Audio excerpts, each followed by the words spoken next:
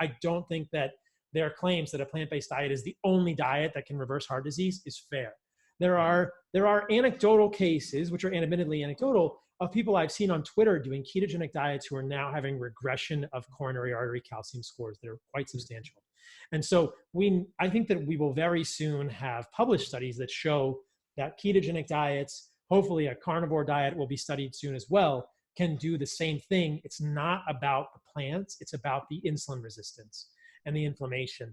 And I think that's the key here, is that if you can calorie restrict on any diet, you could probably water fast, you could water fast and reverse your atherosclerosis. Unless you had a large amount of adipose tissue on your body, you probably couldn't water fast long enough to observe a clinical change in your atherosclerotic plaque burden. But it's not about what they're eating. It's about what they're not eating. It's about caloric restriction, and it's what other things. And this is why vegan diets work.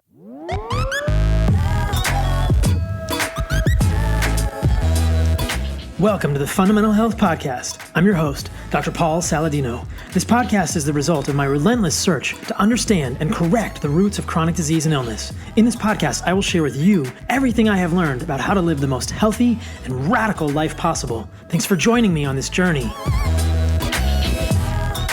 What is up, my friends? Another good week is upon us. Hope you guys are all doing well. Thanks for tuning in.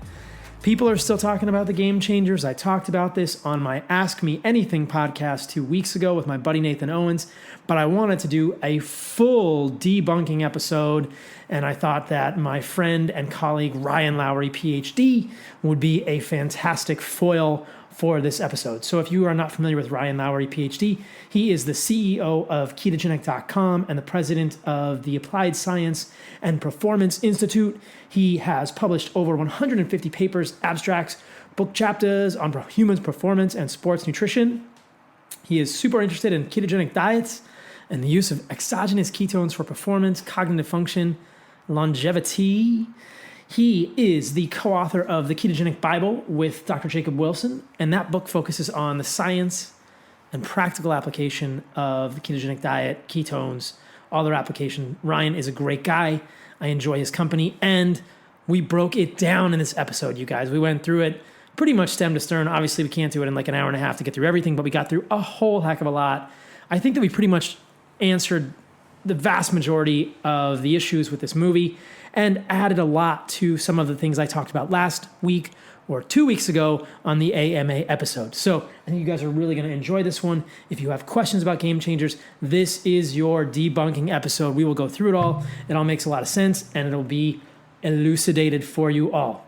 Having said that, you should also know that on my website, carnivoremd.com, I am continuing to publish a 3-part blog series on game changers, just so people can see that all in writing. There's part 1 is up. By the time this podcast comes out, part 2 will be up, and part 3 will be out later this week. That is authored by my friend and other colleague, Tim Rees, who's a nutritionist in the UK. I believe he is in Germany right now, and we are sort of co-writing, collaborating on that 3-part blog series on the game changers. So lots to say there. Check out my website. I got lots of blog posts there, and it's growing. Obviously, the majority of my work right now is on the book, which is getting really close, but I'm going to put lots of resources on the website, even more in the future. And on the website, you can see all my previous podcasts, all of Fundamental Health for your listening pleasure, my friends. All right, coming up, we have December 14th and 15th at White Oak Pastures is White Oakchella. I hope you guys are all going to come. I hope some of you will come to that. White Oak Pastures is in Bluffton, Georgia. This is just going to be a celebration of regenerative agriculture. There's going to be keto folks there, paleo folks there, carnivore folks there. We're going to be doing fun stuff on the farm, learning about regenerative agriculture. I'm going to be speaking. There's going to be other people speaking. It's free. We're all going to do a big dinner on Saturday night, and that's the only thing that costs money, because White Oak Pastures is going to provide all of the amazing food, all the amazing grass-fed, grass-finished beef, lamb, and other meats that will be at that dinner for everyone to sort of commune together in celebration of this really cool type of agriculture. If you don't know about White Oak Pastures, they are a 6th-generation family farm in Bluffton, Georgia. Been around for 150 years, And they are one of these awesome farms that is doing regenerative agriculture with rotational grazing in the style advocated by Alan Savory. They are a savory hub. They have had a life cycle analysis by the University of Southern California and shown to be carbon negative. So as we talk about at the end of this debunking, and as I've been talking about in a lot of my podcasts recently, and as you will hear in future podcasts, this is one of the major answers for us in the future. Regenerative agriculture, it's such a return to the ancestral ways of raising animals. And guess what? It doesn't produce more carbon than it sequesters. It's negative. It sequesters more carbon in the soil than it produces. It could be a very useful adjunct for decreasing the greenhouse gases that we put in the environment, right? So anytime people say that animals are not sustainable, I think, well, let me educate you about regenerative agriculture. White Oak Pastures is a fantastic example of this. If you are interested in ordering meats from them, you will not be disappointed. They make amazing stuff. They have grass-fed, grass-finished beef, lamb, they have turkey, chicken, pork, they have Iberico pork, which has some of the most delicious fat I've ever had in my life. They have other animals, they have all kinds of good stuff there. Check them out, whiteoakpastures.com. You can use the code CarnivoreMD for 10% off on your first order, or if you're already a customer, you can use the code carnivore15 for 15% off of items that they will feature on special every month. And you can find out what those items are by going to info.whiteoakpastures.com/carnivoremd. That's my little landing page at White Oak Pastures. I've also authored a couple of blog posts at White Oak Pastures, which you can find there. So whiteoakpastures.com or info.whiteoakpastures.com/carnivoremd to see what's on special this month. The codes are carnivoremd and carnivore15. I hope to see you guys at White Oak Cella. We're going to make this a regular thing. We should be celebrating this type of agriculture. It's good for the animals. It's good for the people in that town. It's good for all of us who get to be nourished by this wonderful food. It's good for our planet, which we think we should take care of, right? It's a good thing.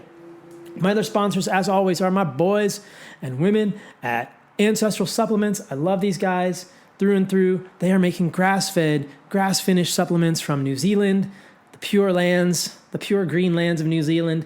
They are encapsulating them into a gelatin capsule. So for those of us who can't always travel with liver or kidney or heart or spleen or brain, or don't have access to those foods or don't want to eat those foods in their normal form, we can get them in a desiccated form, which is a low temperature dehydration form. It's freeze drying. It's got to be the cleanest, best way to preserve as many of the nutrients as possible. And they make all kinds of stuff in this way. And it's in a pill, it's in a capsule. So it's so much easier to take than cutting liver or brain. Brain is hard to get. I love it, but it's hard to get. So let's talk about brain this week. I love eating brain. It's full of all kinds of good neurotrophic factors, growth factors for our brain. There are so many pieces of the animal that have things in them that are probably beneficial for us that we don't even know about, which is why, or at least one of the reasons that I get super excited about eating animals nose to tail. Lots of podcasts, you'll hear me talk about eating animals nose to tail. I think it's only going to improve our health, and Ancestral Supplements is going to help us do that. I love brain. It's hard to get, so I really appreciate their brain desiccated organ supplements. It's fantastic. I really think that you guys will notice a difference with this one in terms of mental performance, and there are tons of other ones as well. There's liver, organ complex, gallbladder, prostate, male optimization formula, lungs, everything is there. They have an incredible selection of products. They're the highest quality. These are good people. You can use the code SALADINOMD at their Shopify site for 10% off, I believe, there. And let them know I sent you, because we are all part of the Nose to Tail family and appreciate the work they are doing. So they are at ancestralsupplements.com, and you can go to that site, check it out, order on Shopify. Ancestral Supplements, these are the people who are putting back in what the modern world has left out. The modern world has left so much good stuff out. They're helping us put it back in. Nose to Tail is going to get us there, you guys. All right, on to the podcast. Enjoy this one. Enjoy my conversation with Ryan Lowery, PhD. We broke it down. I think you guys are going to dig this. It was a fun conversation. I learned some stuff. We shared some cool studies. And I will see you guys at the end of the episode for what is going on with me. I will look forward to that. Talk to you soon. All right, my peeps. Hope you guys enjoyed that one. Thank you to Ryan Lowery for coming on to the show. You can find him at Ryan P. Lowery on Instagram and Twitter. Like I said, he is the CEO of Ketogenic.com, which is a great resource. They have an amazing shirt that you may have seen me modeling on the Model Health Show, which is something I've been posting a lot on Instagram. I did that with Sean Stevenson in Los Angeles, and the shirt simply says, "Eat meat, save the planet." And I love the amount of cognitive dissonance this type of a message creates for people. And it kind of wakes us up to the fact that, hey, we can still eat meat and save the planet in a variety of ways. We can eat meat by saving the planet, or I should say we can save the planet by eating meat because we'll be more nourished, we will be healthier, and we will be better for everyone in our lives and better problem solvers. And when we source good quality animals from regenerative agriculture farms like White Oak Pastures, we can contribute to a movement that no doubt is turning the tide in the environmental movement overall for the earth. So you can eat meat and save the planet. We can turn this tide, and we need to educate people who believe that eating meat is bad for the earth to these concepts. So eat meat, save the planet. Check out ketogenic.com. Check out the work of my buddy Ryan Lowery. Check out White Oak Pastures. Come to White Oak Chella, you guys. You can go to their website, whiteoakpastures.com, and look for events, and you can sign up for White Oak Chella. It's free, but the dinner on Saturday night costs, I think, $50 because they're going to cater it with all of their amazing stuff, and it's got to be all you can eat. So that's going to be amazing. I'm going to be there. I'm going to be there doing cartwheels and handstands and throwing axes and maybe shooting a bow and hanging out on the farm and filming and talking to all you guys. I hope to see you there. Check out Ancestral Supplements. I love these guys. Saladino MD at Shopify is their stuff. They are a fantastic way to get your grass-fed organs if you don't want to eat real brain. And check out my stuff, carnivoremd.com. Please leave me a review on whatever platform you like the best. You can do iTunes or Stitcher or whatever. It helps me grow this podcast, and I love doing this. I've got some good ones coming up for you guys in the next few weeks. Man, we've got some really good ones coming up in the next few weeks. Next week is probably going to be Rob Wolf. I've had Allie Miller on. I had Anthony Gustin on. I'm recording with Stan Efferding. I had Elise Parker and Tim Shieff, who are two vegans who are now carnivore-ish, and thriving as well. I did a podcast with James DiNicolantonio. That one is coming. I'm doing another one. I'm doing a part 2 with Chris Masterjohn this weekend. You guys, we got some barn burners coming up over the next few weeks. Do not sleep on this. Share this with your people if it's enjoyable. Let me know how I'm doing. Send me an email, drpaul@carnivoremd.com. We'll get you to my inbox. I read them all. And I can't respond to them all at this point, but I read them all. And if you really want to get a hold of me, then send me a message there and say, hey, I really want to get a hold of you. I need to talk to you about this. And I will try to get back to you as best I can. The book is coming along, you guys. We have a tentative release date for early next year, late January, probably. The Carnivore Code, it's going to be available for pre-sale very soon, probably in the next week. Stay ready for it. I appreciate you all. Stay radical. I will talk to you soon.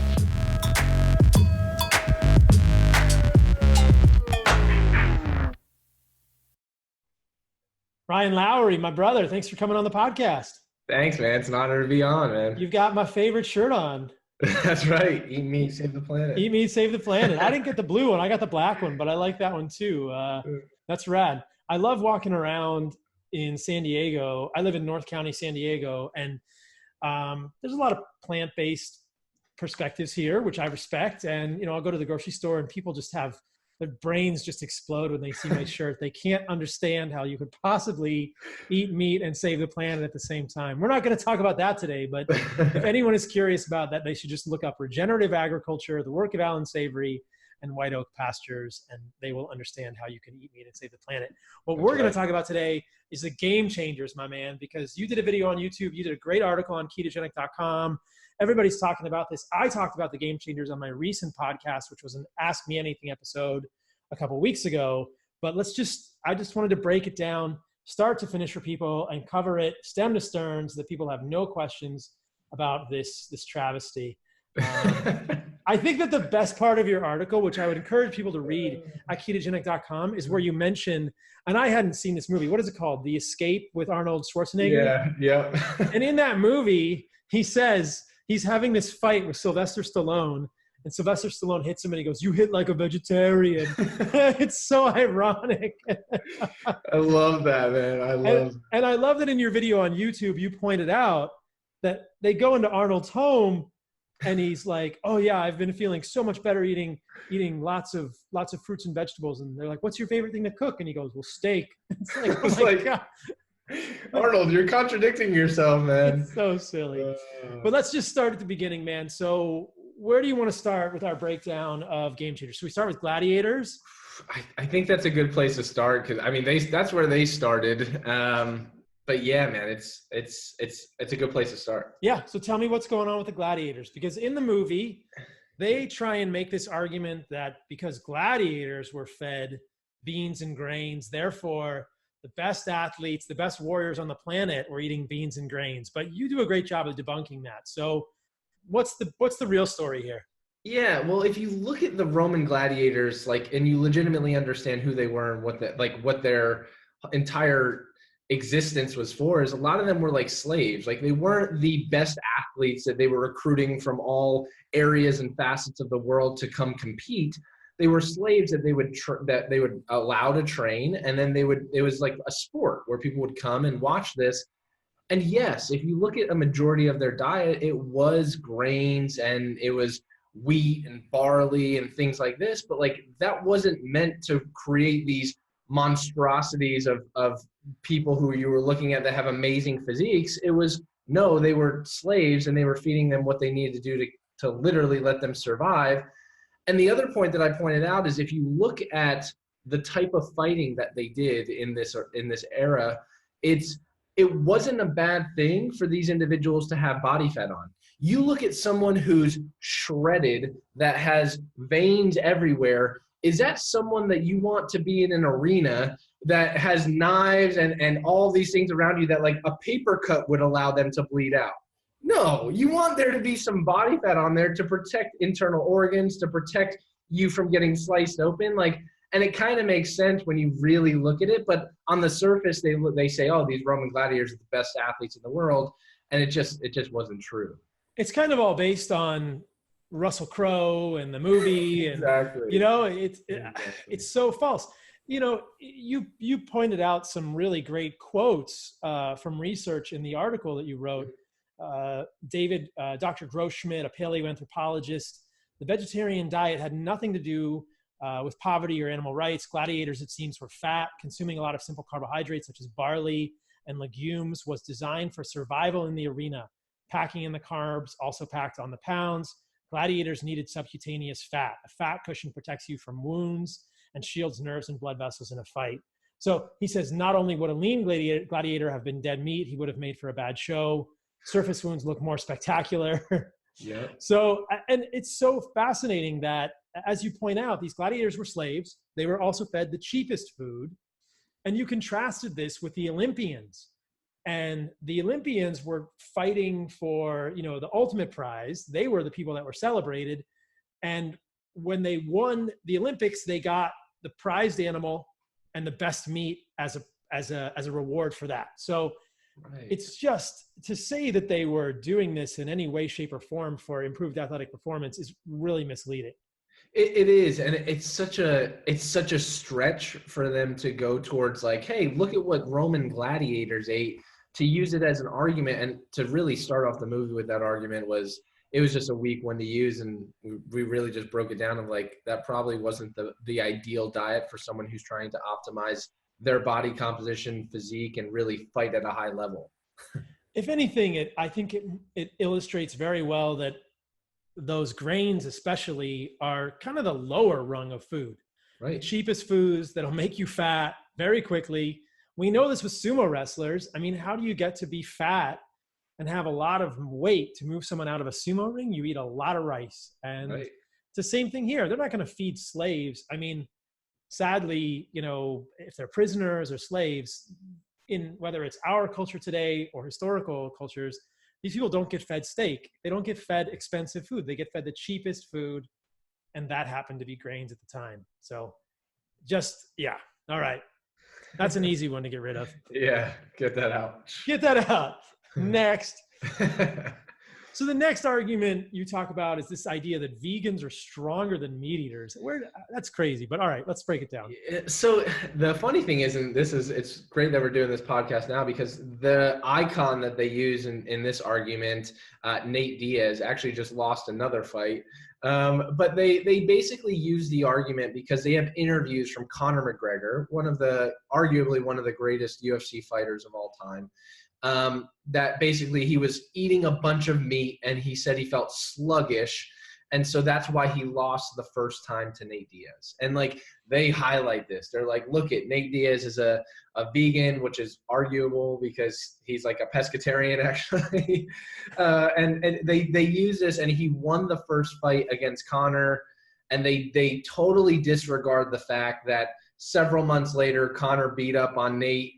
But they just use it as like a one single case approach. And it was completely taken out of context. Yeah, and okay, so multiple things to point out here. Nate Diaz is not vegan. Right. He eats eggs and fish, I believe. He's mostly pescatarian.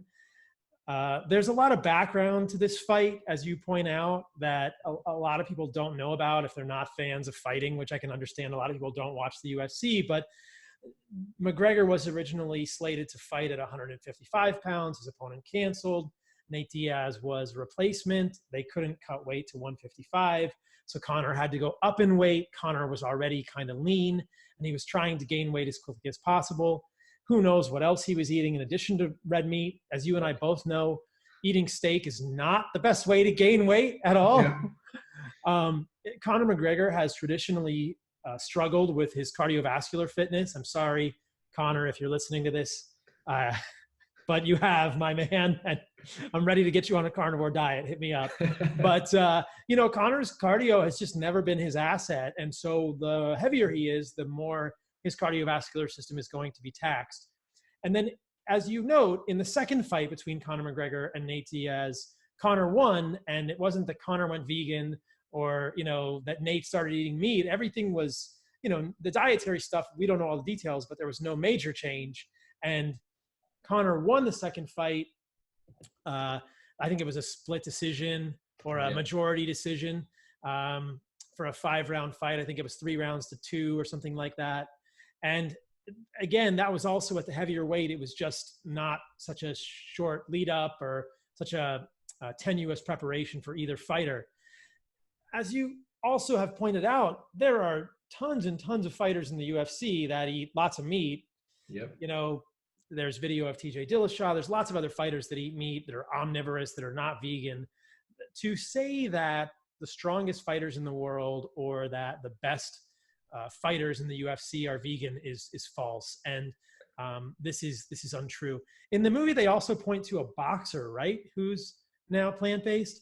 Yes. Yeah. But I don't even know if he's still fighting. I don't know if he's still fighting. I think that the majority of his good performances were before he went plant-based. So he was omnivore, he was eating meat, he was like undefeated. And then I think since he started being vegan, he lost like 2 out of 4 fights or something. So that is another illustration. Again, the Nate Diaz, Conor McGregor thing is just like, that's just kind of false.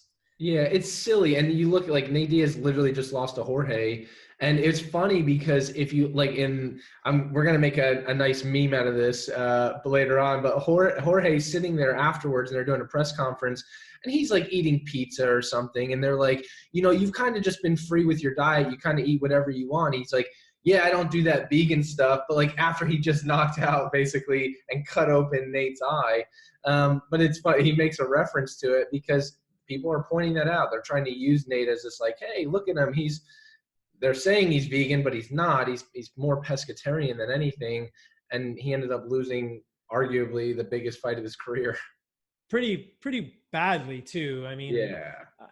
Another interesting thing happened before this recent fight with Jorge Masvidal. For those who are not UFC fans, we won't dwell on this too much, but Nate actually was found to have contaminated specimens, urine and blood, for a SARM, for a selective androgen modulator, which is a performance-enhancing drug that is going to essentially, in the body, physiologically mimic exogenous testosterone. So a lot of athletes, performance-enhancing drugs are a whole separate podcast, but a lot of athletes are now using performance-enhancing drugs, and they may not be using steroids or testosterone. They might be using SARMs or peptides, but Nate's samples were positive for a little bit of a SARM, a little bit of a selective androgen receptor modulator.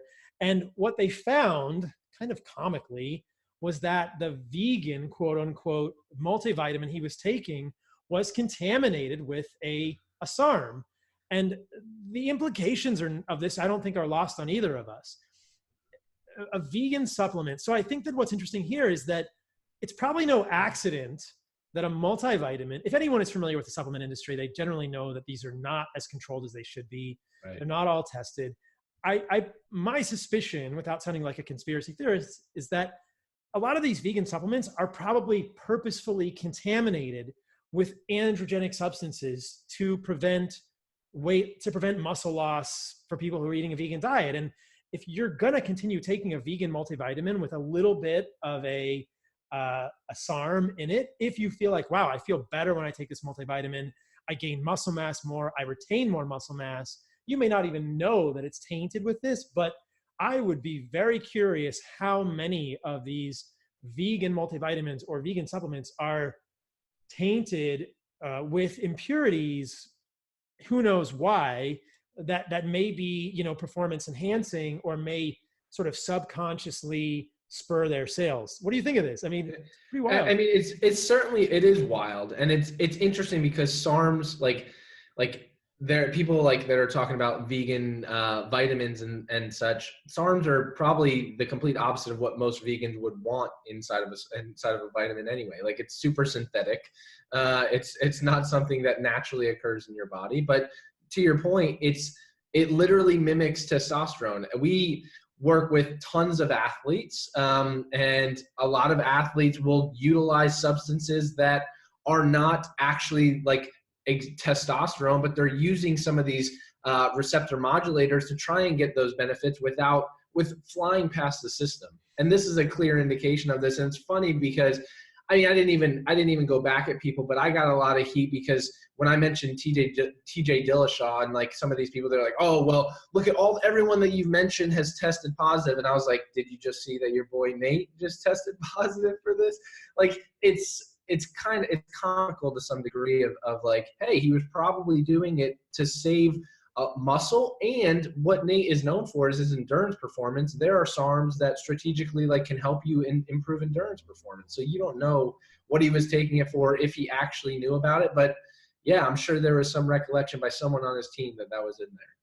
Yeah, and the one that he was testing positive for was LGD4033, which is a SARM. And yeah, again, we don't know in professional sports. If Nate's probably listening to this too at home, and he's like, we'll get Nate on the podcast next time and he can answer these criticisms. But either way, I do think it's curious that these vegan supplements are either tainted or, a plant-based athlete may need to take these things. And we're going to talk a little more about the other athletes that are touted in the film as plant-based coming up, and we'll probably return to this point. But the next thing they go into is the idea that plant-based diets are superior for endurance athletes. So this one is kind of interesting because I used to be an endurance athlete. I was an ultra runner for a time. I was never particularly talented, but I knew Scott Jurek and I knew people that ran with Scott Jurek, and I knew a lot of people in the ultra running community. And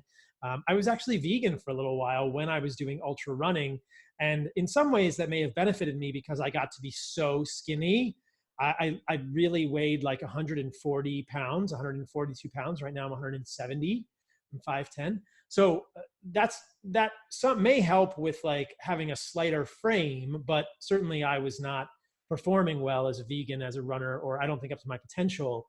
And on almost every run, I would have to have, unpleasant, I would have to go poop. And it was bad news when I was a vegan ultra runner. But as you pointed out, they try and hold up Scott Jurek as a vegan for the Appalachian Trail record, but it's since been broken multiple times by people who are omnivores, right? Right. Like, they're bringing up a record from 2016, and then two omnivores, one, Joe McConaty in 2017 broke it. And then more recently, Carol Sabe in 2018 broke it, and broke it by a pretty large margin when you're talking about ultra endurance. And their diets, they interviewed them and they're like, oh, we eat yogurt, bacon, eggs. Those are staples in their diet. I was like, it's a weak argument. It's a weak argument. You know, what's interesting is yesterday I interviewed Tim Shieff for my podcast. And Tim was a world record holding, or I don't know what terminology is correct here. He was a world champion free runner. So this is like parkour, free running. He won the UK Ninja Warrior contest. He competed in American Ninja Warrior, and that podcast with Tim Shieff and Elise Parker will be out in a few weeks as well. But Tim was actually filmed for the Game Changers, and they filmed him in 2015. At that time, he was still a vegan. He was a vegan for 6 years. So they were filming this movie for years and years, right? Which is probably why they put in Scott Jurick's record in 2016. But the interesting thing about Tim is that after they filmed him as a free runner or doing parkour as a vegan, his health continued to decline radically, and he stepped away from veganism and really realized for himself that his plant-based diet was not working for him. There's a famous video of him on YouTube where he said that he had digestive issues, he had psychological issues, he had brain fog, he had low energy, and he ate a piece of salmon and had a wet dream. So for the first time in years, he had some return of normal hormonal function, and immediately began to feel better with just one time that he ate animal products. So he called up the people at Game Changers and said, "Hey, you got to take me out of this. Like, I don't want to be in it." So they had to take him out. That's crazy. Isn't that crazy? Yeah. It is. Even though, as we'll talk about later on, they tried to make the argument that for men you get better erections being vegan. But I know, right? We can come back to that, right? Crazy. We'll come back to that because Tim's story was completely different. So yeah, he had return of sexual function, probably just normal hormonal cycling for a man. Most men are going to have morning erections as part of their testosterone cycling, and so he had return of that just by eating salmon. And it kind of was almost viral the way that he was like, "Yeah, I ate salmon," and it was just like, that's crazy, huge revelation. Like, whoa, You mentioned a really good point, and something that I think, like, it's interesting because I didn't know that story, but it makes sense why people who are vegan or eating very little meat can do pretty well endurance based for a while, but eventually that's going to turn off. And the reason is there's when we look at physiology, there's competing adaptations, right? We've done research in our lab looking at different types of endurance activity. And like long duration, steady state cardio impairs muscle. Whereas like short, high intensity interval training tends to provide favorable adaptations to mitochondria and muscle mass. But like if you take a bodybuilder and you have them do a hard training session, like a leg day, and then you have them go run, they do the steady state cardio, it's the worst thing they could do, but a lot of them still tend to do it because they're competing adaptations, right? Like if you're an endurance athlete and you're trying to provide oxygen to your tissue, does your body really want a ton of muscle tissue to provide oxygen to?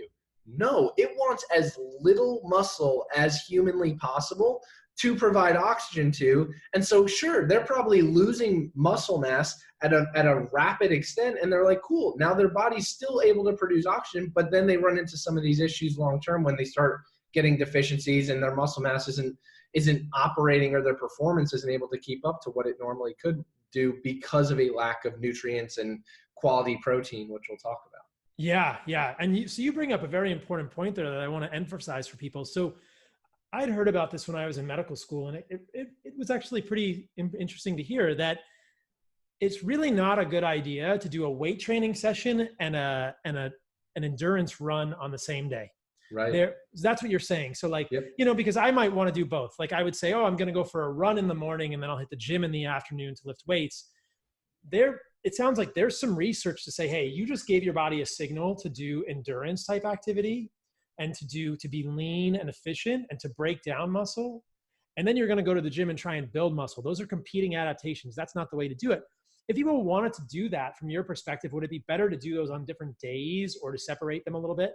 Yep, separate them on different days. And then also, it's not as bad. For instance, say you're doing an upper body day. you won't necessarily have the competing adaptations if you go and do steady state cardio on your legs. Right. Ideally, you separate the day, right? You separate it where you're doing cardio on one day, resistance training on a different day, but you definitely do not want to train legs and then go do some type of endurance activity, because those are competing adaptations. That would make sense. Or you wouldn't want to train upper body and then do something, like rowing or something like that, right? Yeah, that's interesting. Yeah. So the next argument has to do with protein. So this will segue really well into the protein part, right? So they say, I think that their argument is basically you can get enough protein from plants. And this is crazy, right? Like maybe if you ate a ton of plants, but what's the problem here? Right. Well, one, they're not looking at quality of protein, which is a big issue.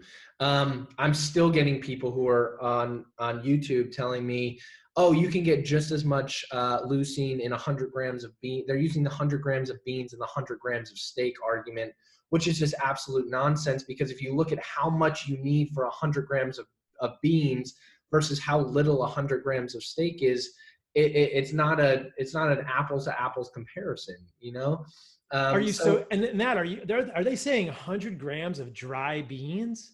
That's what they're saying. 100 grams of dry beans, and that's what it is. That's a colossal amount of beans.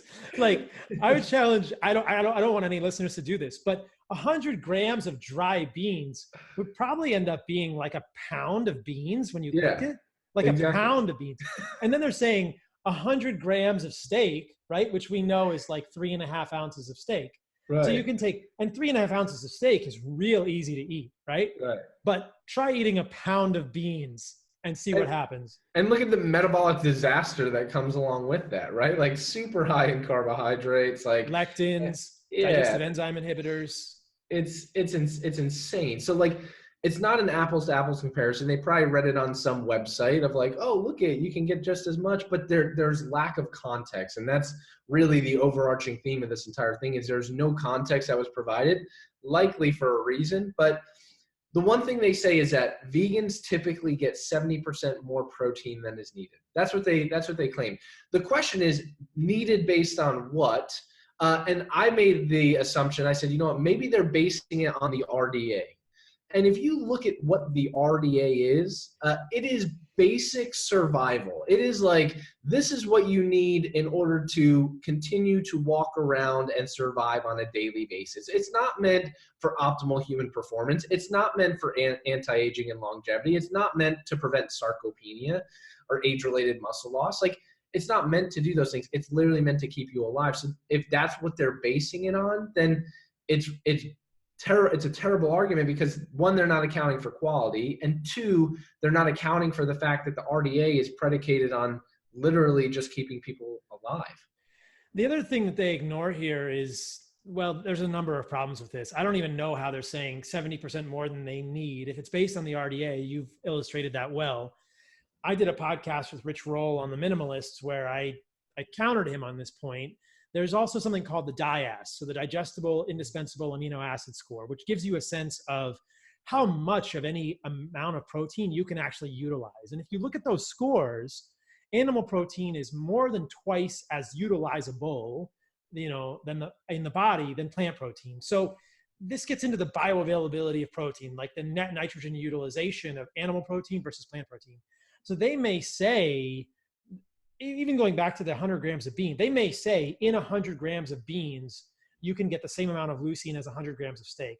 And we talked about why that's pretty absurd based on actual food logistics and getting that amount of food in. But I would further criticize that argument based on the fact that you're not even going to be able to get the leucine out of the beans because of the digestible indispensable amino acid scoring. It's less than half as bioavailable for humans. So we can't even get that out. All protein is not created equal, Rich Roll. It's not created equal. It's just not. And so I do believe that a vegan could get a whole bunch of protein, but the only way they're going to be able to do that is by eating a highly synthetic pea protein powder. And these are very contaminated with heavy metals. If anyone is out there using pea protein from Vega or any of these other things, look at the certificate of analysis. Look at how much heavy metal is in your vegan protein, right? Whether it's soy or something else. These are really dirty proteins. With regard to that, the amount of water it takes to produce the similar amount of leucine that's bioavailable for the body is astronomically larger than a plant-based protein. So that goes back to the environmental argument. And also, as you suggested, you're getting all these digestive enzyme inhibitors with pea protein or whatever. But there probably are vegan bodybuilders out there who are literally eating scoops and scoops of pea protein every day to get enough leucine to trigger mTOR, to trigger anabolic growth. And you can do it with a highly synthetic supplement. You really could not do it with peas or carrots or actual plant foods. And we talked about why a pea protein supplement is not the best way to do it, but you can achieve it. It's just a horrible idea.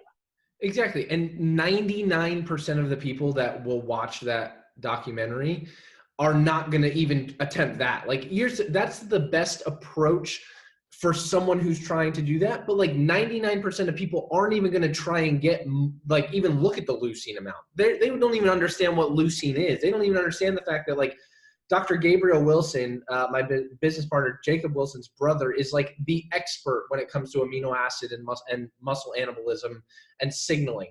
He did all of the original research looking at, hey, if you take wheat protein and you add the branched chain amino acids to it, you can get a similar response for as far as muscle protein synthesis to like a whey protein. But like, then he further isolated it and found, cool, you take wheat protein and you add leucine to it to a significant degree, you still get the same amount of muscle protein synthesis. So it's the leucine that's driving the effect. But what most people don't realize is like the leucine content, or the percentage of leucine in like a whey or an animal-based product versus like a wheat protein, is drastically different. You're looking at like 11 to 12% versus 6 to 7% leucine. And like, in order to meet that same demand, you would need to eat double the amount. And we'll talk about that later, because we actually did a study in our lab looking at this. Like, we compared whey versus rice protein, and they cited our study and they completely didn't mention that point, which is frustrating because most people watching this documentary will not do that. They're going to go, oh, I got 25 grams of protein. Cool. That did not initiate a response whatsoever in terms of muscle anabolism. And what we're really talking about here is our old friend mTOR, essentially, at an oversimplified level. And I've talked about this in the past. And the funny thing about this is that right now we're talking to the crowd of people who want to maintain muscle mass, right? Which is most of us. And as I've talked about before, it's very important to get some mTOR signaling sometimes. We need this. Yes. The funny thing is that I did a podcast over the weekend that I released with David Sinclair. There's a whole other camp of people who are kind of mTOR phobic and really don't want to over trigger mTOR. And so they get worried when we say animal protein has leucine, it's going to trigger mTOR. And they say, see, you shouldn't eat all these animal foods. As I talked about with David Sinclair, insulin is a much greater trigger for mTOR than leucine itself. But this is a separate conversation. If we're actually just talking about muscle building products, amino acids, building muscle, like, it's pretty clear that this is going to be really hard without highly synthetic supplements like pea protein. And should we talk about Patrick Baboumian? Yeah, mention it. So, I mean, there's a strong man they mention in the movie. And again, they make very misleading claims about him. They say he's a world record holder. He doesn't hold world records in anything that's strength related or any strongman competitions. He holds a world record in like the amount of time he held a weight in front of him with like a clasped arm. Right. And I think it was from the Guinness Book of World Records. So it wasn't even in competition. He wasn't competing against anyone. And who cares about the amount of time you can like hold your groceries in front of you? This is not functional at all. And it was years ago, right? Yeah. But they show him, he's a big guy. He actually looks he doesn't look very lean to me. He's a big guy. If you look at videos online of what he eats, he's eating pea protein all day long. He's just eating pea protein to get enough protein to support that kind of a muscle mass. And again, I mean, we don't know what these guys are taking on the side, how much LGD 4033 or other supplements, but I just want to make sure people know. And, you know, there was another strong man on Joe Rogan. I'm blanking on his name off the top of my head. Did you see that episode? No. There was an American strongman on Joe Rogan recently who actually is competing in the competition. And they talked about Patrick Baboumian. And basically he's not even competitive at a national No. or international level in terms of strongmen. So I think they say he's like one of the strongest men in the world, and it's According to who? it's total hyperbole. But Right. you know, if you look in the popular press, you will find examples of vegan bodybuilders, and like we're saying, yeah, you can get a lot of protein from pea protein with all the other stuff. And what else are these guys taking? Right. And there's multiple studies. I mentioned these in the articles, like where you do direct comparison looking at a vegetarian-based diet versus a meat-based diet, or animal-based supplementation versus vegan-based supplementation. And every single time, unless, which we'll talk about later, you're supplementing at a high dose to get over that threshold, you see a difference, right? This study was done in 1999 by Campbell, and they found that people who ate meat gained muscle over 12 weeks with resistance training. Imagine going through a program where you're resistance training for 12 weeks and you're eating and you're like, cool, I'm doing a great resistance training program. And the people who were not eating meat lost muscle. That sucks. Like, imagine going through 12 weeks and being like, yep, I just finished a study, I lost muscle. That's not fun for anyone. And there's studies like this, like studies after studies looking at this and seeing differences. The name of this one, just for people if they want to look it up, is what? Do you know the name of that study off the top of your head? It's the effects of an omnivorous compared to a lacto-vegetarian diet and resistance training induced changes in body composition and muscle mass in men. In older men, yeah. Yep. December 1999, American Journal of Clinical Nutrition. And they actually, interestingly, compared it with a lacto-ovo-vegetarian diet. So they gave it a better shot. Right. These people in the vegetarian group were eating some eggs and some milk, and they still didn't really gain enough muscle mass. They didn't gain any. They lost muscle mass over the 12 weeks. All right, let's talk about the cloudy blood. I love this. Oh, boy. Let's talk about the cloudy blood. So they do this experiment. Well, I say experiment very loosely. It's not, they admit in the movie it's not a scientific, well, but yeah. Yeah, it's more, and this is what I said, and this was actually one of my compliments, and it's a compliment more so to people who are doing movies and directors. It's like, when you provide shock value, that's what causes people to change.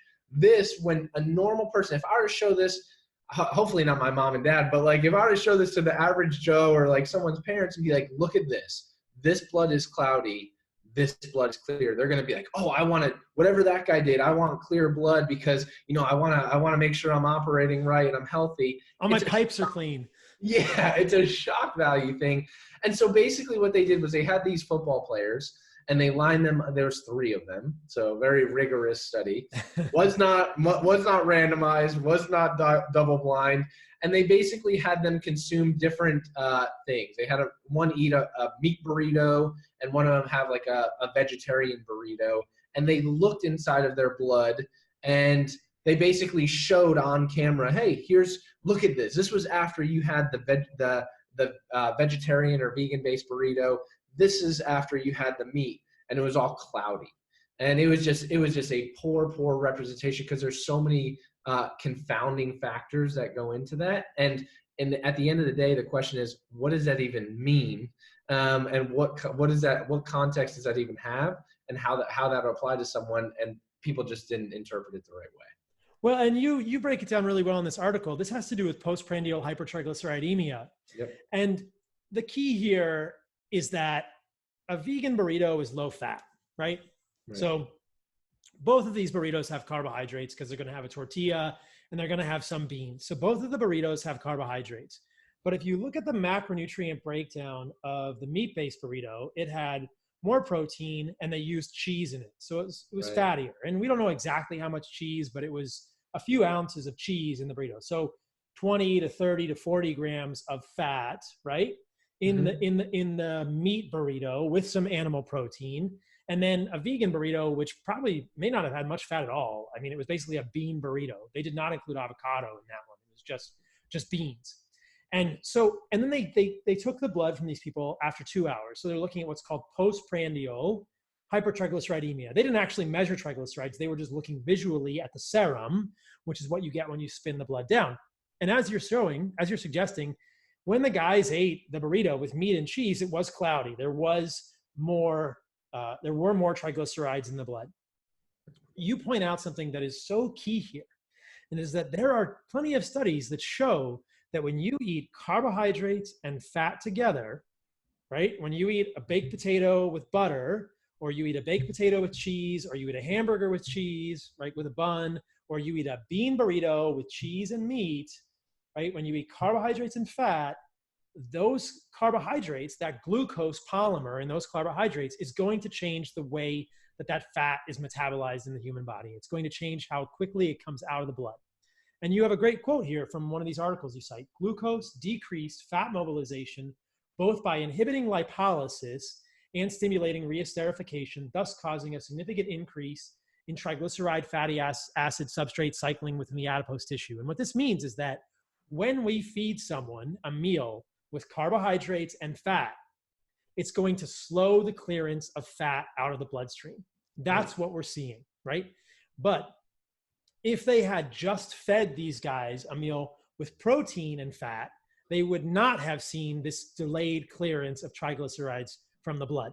So basically, this is postprandial hypertriglyceridemia, and it's primarily mediated by carbohydrates, right? In addition, and because there are other studies in which they've given people only protein and fat, and we do not see this. A very interesting thing to point out here is that my friend Nathan Owens, and I talked about this on the AMA episode, replicated this experiment. And he went to, they had their meals, they're both, it's he and his friend Nick, their meals are, they're both carnivores. So their meals consisted of lamb chops with a bunch of fat on the lamb and a small amount of dairy in one. So maybe a small amount of sugar in the dairy, not much. But they said the first meal, they probably had at least 100 grams of fat. So 100 grams of fat from the lamb and a small amount of dairy. And they both spun their blood down, both completely clear at 2 hours. You can look at this on Nathan's Twitter. It's Nathan=1 on Twitter. And Nathan was the guy that was on me last week, on the podcast with me last week for the AMA. So you guys, listeners, will know about Nathan. I love it. So they replicated it, right? It was completely clear. But then they did something really interesting, and it makes sense in this context. Nathan did a second experiment where he went to fogo de chao. So he ate a ton of meat, but then he had 300 grams of fat as heavy cream. And then his blood was cloudy. And I think that what's going on here is he crossed the threshold for lactose. He crossed the threshold for sugars, which delayed resorption, delayed cycling of the triglycerides out of the blood. And now he did get cloudy blood. But it's an illustration of the same concept here. It's not that animal foods or animal fat cause postprandial hypertriglyceridemia, because Nathan and Nick both showed that. People can repeat this experiment themselves. It's that if you introduce glucose with this, if you change the hormonal signaling, if you change the insulin-glucagon ratio by introducing a significant amount of carbohydrates, and I think that's what we saw in Nathan's experiment, when he added more of the cream, which has lactose, that is going to change the rate at which the triglycerides are pulled out of the blood. And that's what they're illustrating in the study. And again, it's completely misleading. If they'd gone back, what they should have done, which would have been incredibly satisfying, is said, hey, here, let's just give you a hamburger, right? Right. Let's just give you a hamburger with some cheese, or a hamburger with some, like, let's just give you a ribeye steak. You know, if you give someone a ribeye steak, their blood is not going to have this cloudiness afterwards. So the argument is completely false, right? It's not animal food or fat that does this. No. It's the combination of fat and the fat and the glucose that's going to delay the triglycerides coming out of the blood. Then it looks cloudy. Exactly. You know, a better experiment, and this is one that we have to do, it would have been amazing to give a burger, like a regular grass-fed burger, versus the Impossible Burger with a bun, and say, hey, let's look at inflammatory markers and postprandial triglycerides and see which one's better. Yeah. That would have been the ultimate experiment, but I think they have an understanding at least of what that would have done. But like you pointed out, like these are studies going back to like 1996. This is really one of the first studies that got me interested in keto in general. Is Wolf and them, they literally infused fat and saw no increases in fatty acids in the blood.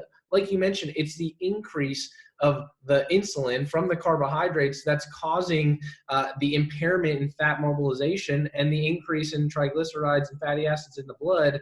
And it was an awful experiment, and something I hate to even call it an experiment. It was an awful representation of what actually happens if they're trying. Yeah, if you eat a burrito, that has a ton of fat and a ton of carbohydrates, that is exactly what your blood will look like. They are absolutely right.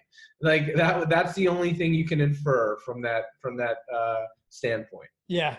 But if you eat a steak, that is not what your blood will look like. But if you eat a steak and you put sugar on your steak, that is what your blood will look like. And so it's like, it's that other, but I think that they're trying to say that it's animal foods, and it's not. It's not. It's the way that our body is going to handle the packaging or the transiting, it's the way that our body is going to handle the movement of the triglycerides likely after the food. And we've seen that when we've tried to repeat this experiment. Right. Then they did some experiments with flow-mediated dilatation. And I don't know if we want to get too much in the weeds on this. I talked about it a lot on my AMA podcast, so we can kind of skip over it if we want and get to some other stuff that's probably new. But I do want to just mention to people that flow-mediated dilatation has to do with looking at the way an artery responds and dilates after you use a blood pressure cuff to occlude it for some amount of time. What I talked about in the AMA podcast, the Ask Me Anything podcast from a few weeks ago, was that there are many foods of both plant and animal origin that have been found to quote unquote impair flow-mediated dilatation. My position on this is that flow-mediated dilatation is a very poor predictor. It's a very poor metric for cardiovascular disease risk. We do find flow-mediated dilatation to be dysfunctional in people who are diabetic, and that's not surprising. We know there's endothelial dysfunction. So the inner part of arteries is the endothelium. It has the glycocalyx. We know that both the glycocalyx is kind of wrecked in people with diabetes and insulin resistance. We know that endothelial function is impaired in diabetes. And so you can see impactful decline in flow-mediated dilatation with diabetes. But I do not think that any decline in flow-mediated dilatation following food is a metric for, is predictive in any way of heart disease risk. Like, that's a very poor indicator. So they're kind of mixing this. It's not a good experimental model. You agree? It's a terrible model, because like you said, there's nothing at this point. Every article that's out there, every study that's done, it's all correlational. There's nothing to show like, hey, like you mentioned, if you have diabetes and you have impaired insulin sensitivity at some level, absolutely, like that's been shown over and over again, these impairments. But like, to say eating this one certain meal or having meat and blaming it on meat causing that issue is just false. There's no studies that have been shown to actually result in that case. And there are studies that show that eating olive oil, that eating bread, that eating potatoes impairs flow-mediated dilatation. So there are plenty of studies that show that plant foods can impair this as well. So we should not use postprandial flow-mediated dilatation as any sort of a proxy or metric for cardiovascular disease risk in general or as a food. If someone has deficits in flow-mediated dilatation at rest, yes, there's probably insulin resistance there. But that's not what they're talking about in the study. They're saying we gave them an animal food, it impaired the flow-mediated dilatation, and it's like, look, that's a horrible experiment. There are so many better ways to do that. We know the endothelium is delicate. We know it responds to things in our diet. Probably what's much more important is insulin resistance for overall endothelial health and the degree to which your endothelium can dilate. There's a few blood work markers people can look at.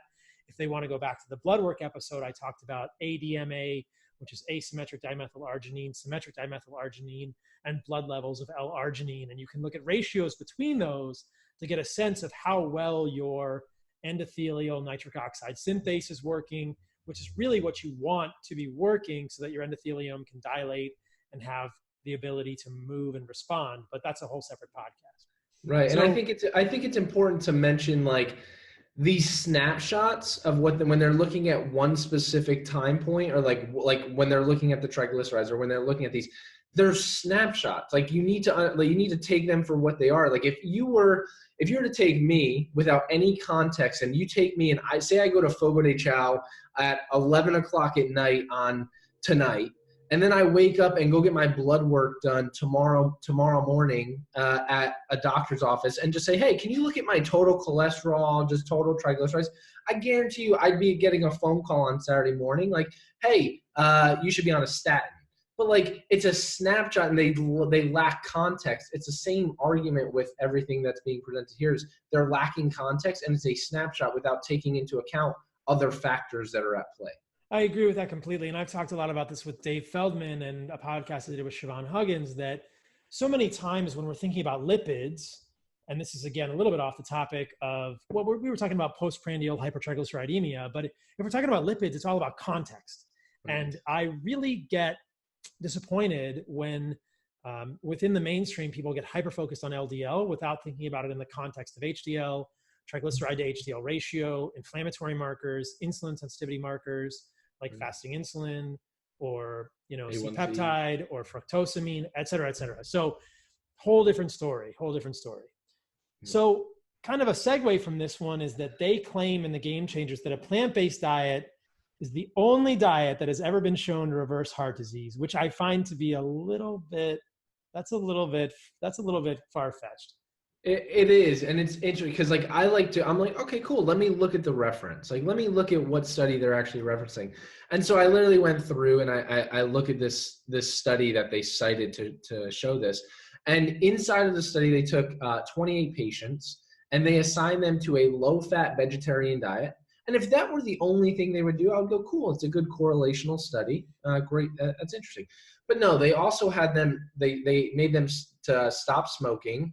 They had them undergo stress management classes. They started doing resistance training and moderate exercise every single day. So the question is, there's so many factors that go into that you can look at that study and make the statement. If you make general improvements in your lifestyle and you don't eat crap, you're not stressed out, you actually move a little bit per day, and you don't smoke, great. Those are all good things. Like, you can't attribute that to the plant-based diet when there are several other factors. Like, we could probably point out a million studies where not smoking decreases your incidence of heart disease. Like, actually moving, doing moderate activity per day improves your health and lowers your risk of cardiovascular disease.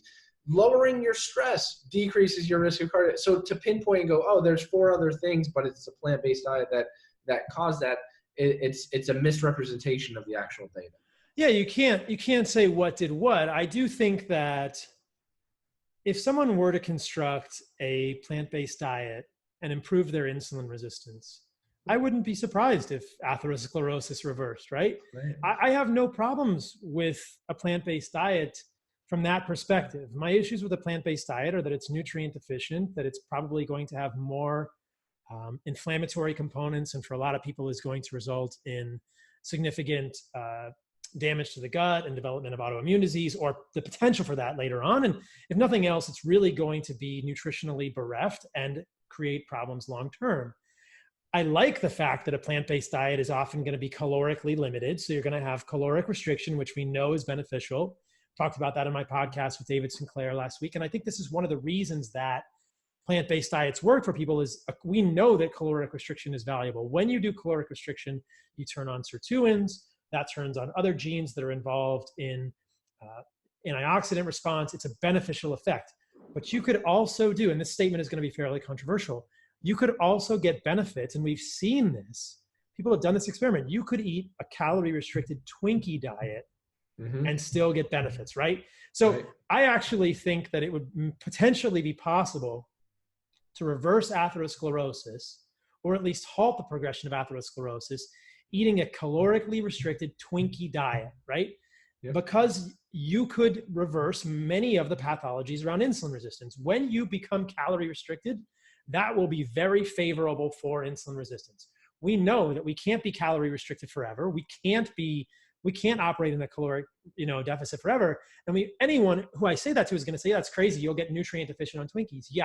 You can also get nutrient deficient on a plant-based diet.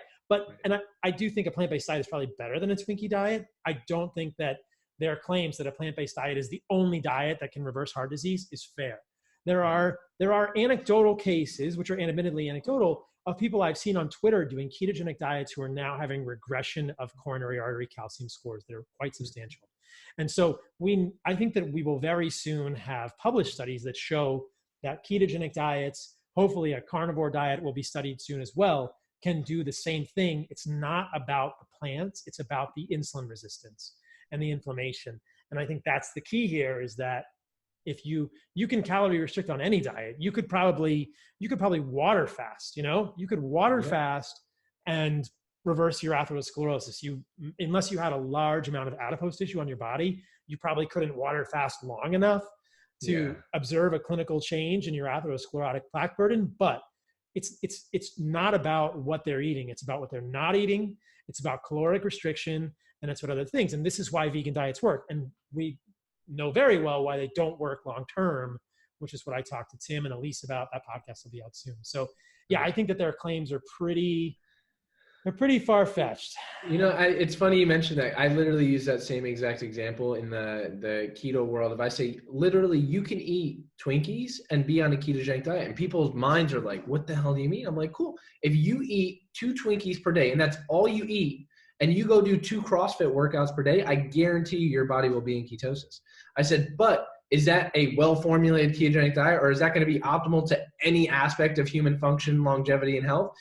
Absolutely not. Like, it's void of all nutrients. But like, to say there's multiple ways to get into ketosis. I was like, you could do the same thing with that Twinkie diet. So it's funny you mentioned that, because I use that same exact argument for like people who are like, oh, I'm keto. I'm like, well, there's multiple ways to, like, just because you're seeing improvements, like you mentioned, being on a calorically restricted plant-based diet, does that mean it's optimal, right? It's like, I always think, and I always tell people this all the time, like, I don't know about you, but like, I'm trying to achieve my optimal human performance. Like, I want to make sure when my time has come, like, I've come as close as humanly possible to achieving optimal human performance. I don't want to just be like, oh, when my time has come, be like, oh, you know what, you could have achieved 80% more. Be like, what the hell? Like, what did I do wrong? Like, no, I want to get as close as I can there. And I think people just miss that point. They're just like, I'm doing it you can sustain yourself on anything. It's what's going to allow you to perform optimally. And that's kind of my message. Plants are survival food. You can survive for some amount of time on plants. You can. I did. Many people have. I was raw vegan for 6 months. People probably know that about my story if they've heard me talk now. Elise and Tim, who will be on a podcast soon, maybe I'll release it the week after this one, they survived for years on a vegan diet. And the concern is that it's not optimal long-term. We cannot get the nutrients we need from a solely plant-based diet. Perhaps in some people, if they eat a fully plant-based diet and they supplement very intentionally, they may be able to do it. The problem that I have with that is just that it still has the presence of potentially inflammatory or immunogenic molecules in the plants. And some people are going to be more sensitive to those than others. But what they're citing here is actually something that I think it's valuable to say. Like, look, it's probably possible to reverse your coronary artery disease with a vegan diet. Right. You're also going to get sarcopenia. You're going to get nutrient deficient. Your hormones are going to tank. You're going to get osteoporosis. You're going to get depressed. You're going to get GI issues, and your life is going to get really bad. And you know what? There are similar ways to do that by eating food that is much more nutritious than a fully plant-based diet. Absolutely. Right.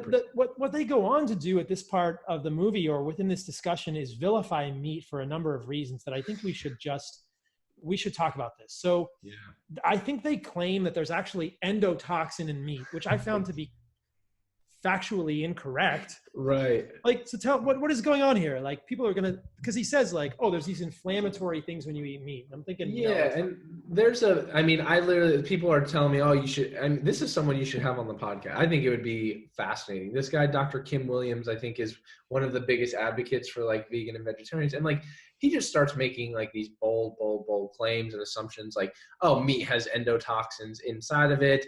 It clogs your arteries. The minute you start eating animal products, it doesn't matter what type of animal product it is, you immediately start forming plaques. Those plaques are going to build up in your arteries, and it's the reason why you have impaired blood flow and ultimately leading to heart disease. Look at all these studies, and they pull all these things. Look at all these studies that show meat causes heart disease. I'm like, well, 0 of them are causality studies. They are all correlational studies. And I tried to do this on the video, but like trying to explain to people, because people don't know, like, that aren't involved in research, what that means. Like, a correlational study of sampling people, and I can take I can do a study right now, send out a survey to every single person in Tampa and say, what do you consume on a day? Like, ask them question number 1, what do you consume? Do you consume, how many times a week do you consume meat? Then the second question is, tell me your history. Do you have diabetes? Do you have cancer? Do you have Alzheimer's? What do you have? And a correlation will go, oh, the people who tended to eat 4 servings of meat per week tended to have higher rates of diabetes. Now the headlines come out, right? Eating meat causes you to get diabetes. Look at all of these things. And people just completely take that out of context. What they miss is that person who's having meat 4 times per week is going and getting the new double Big Mac that they're now offering at McDonald's with a large fry and a large soda, and they have terrible lifestyle habits. Like, it's not the meat, it's lack of context that's causing this, and he just uses that as an example that blows it out of proportion beyond belief. Well, it could be the meat, right? But then the further studies that we've done suggest it's probably not the meat. So when we have an epidemiology study like that, we can say, all right, people that eat more meat tend to have worse health outcomes. Maybe it's the meat, or maybe it's something else they're doing. So what we need to do is test that with an interventional study. And in the interventional studies that have been done with meat, which are what are consistently ignored in movies like this, there's been no increase in inflammatory markers. There's been no increase in or no worsening of glucose tolerance. So there's not a single interventional study with meat that I am aware of, and believe me, I've looked, that shows negative effects from meat. And there are many interventional studies in animal models and humans. Some of the animal model ones are particularly compelling, that show improvements with meat, right? And then there are studies that compare introduction of animal protein and plant protein, and they see that the animal protein is not inflammatory at all compared to plant protein. There are interventional studies like this. I've talked about them previously on podcasts. But so when we look at interventional studies with meat, we do not see this. But epidemiology, like you're suggesting, is only good for generating hypotheses. That's all it is.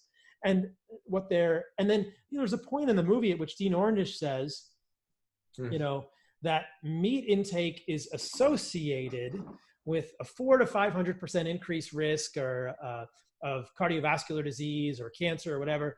And he's quoting epidemiology data. This is an association. This is what's called unhealthy user bias. Like you're saying, the people that have eaten meat for the last 70 years are people who are James Dean. They say, screw it, I'm going to drive my Mustang, I'm going to smoke cigarettes, I'm going to eat Big Mac with milkshake. And epidemiology cannot differentiate it. It can generate usable hypotheses and say, hey, maybe the meat is bad for them. You and I would say that's probably unlikely since we've been eating meat as the majority of our diet as humans for 6 million years. It doesn't make a whole lot of sense, but let's test it. And when we test it, oh, what do you know? It doesn't show that it's no problems. The only side effect from eating meat is you feel good and you have proper hormonal function and libido. But just so people know, meat does not contain endotoxin. Endotoxin is lipopolysaccharide. It's a gram-negative cell wall component.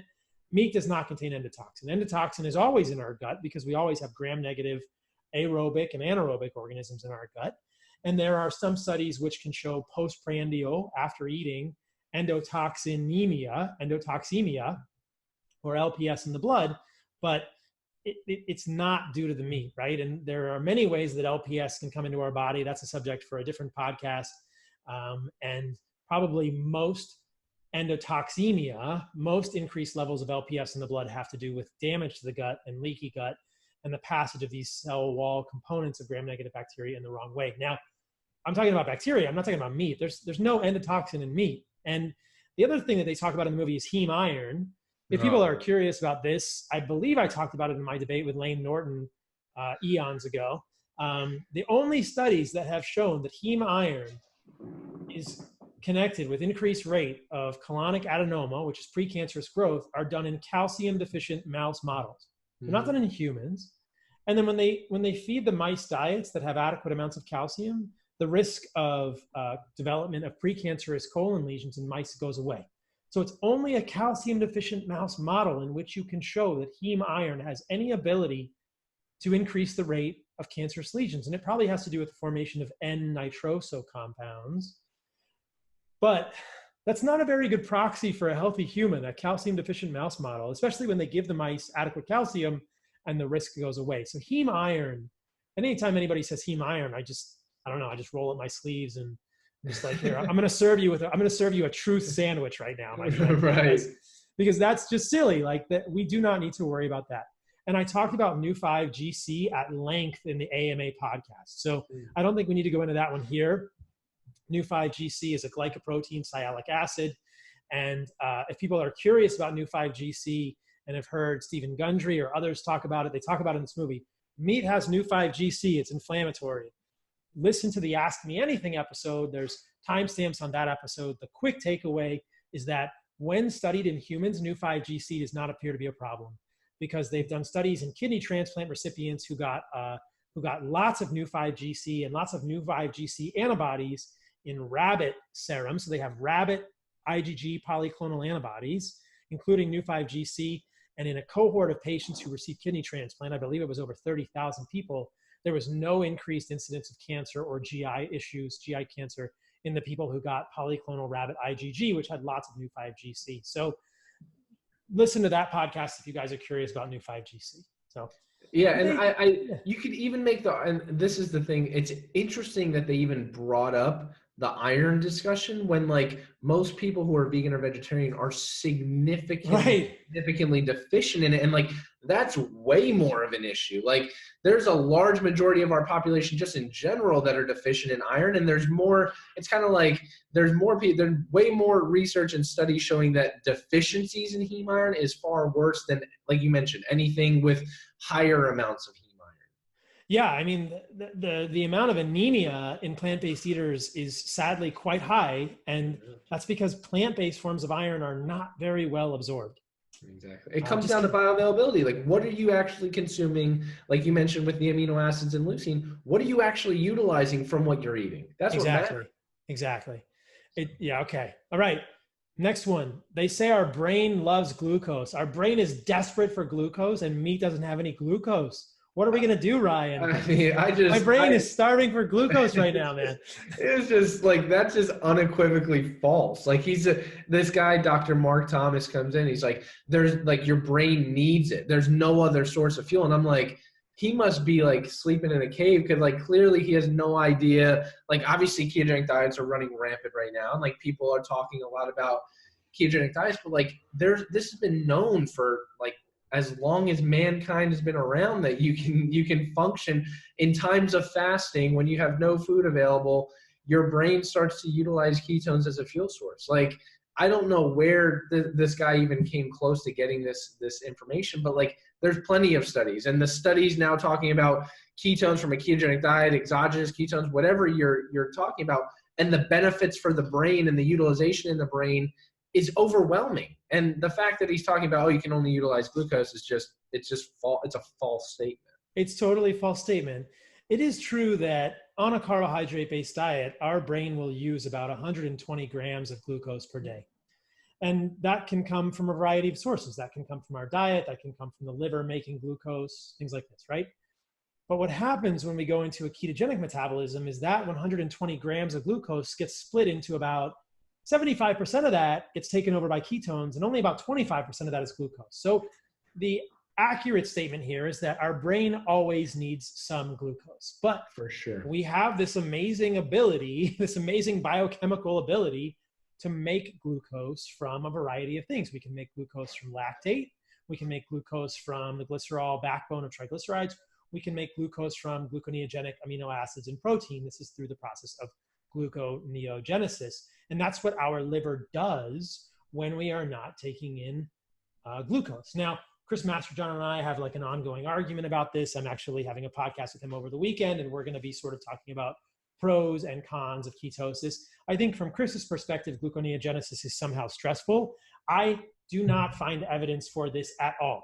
If you look at what happens, and many of the studies looking at gluconeogenesis will suggest that in the acute phase, ketosis increases stress hormones, cortisol. Maybe you even see a bump in terms of pH. You might even see a slight decline in the blood pH in the acute phase of the transition to ketosis. But what is very seldom talked about is that within 7 days to 3 weeks, all of these changes normalize. And blood pH normalizes, bicarbonate levels normalize, levels of cortisol in the body normalize. And so when people say ketosis is stressful, gluconeogenesis is stressful, it's not clear to me that that is the case. And what we see is normalization of hormones across the board, whether it's thyroid hormone, sex hormones, cortisol, mineralocorticoids, glucocorticoids, et cetera. And so gluconeogenesis does not appear to be stressful to the human body. I resist the statement that people are making that that is the case. And so ketosis, gluconeogenesis, these do not appear to be stressful situations from a physiologic perspective. There is an adjustment period, but our body can make glucose for our brains, you know, and we will. We'll still use about 25% of the brain's energy from glucose. There are other tissues that always need glucose as well. Yep. That's the job of the liver. It does it. And, you know, it's an interesting hypothesis to say, is that stressful on the body? But when we look at the research, it just doesn't seem to support it.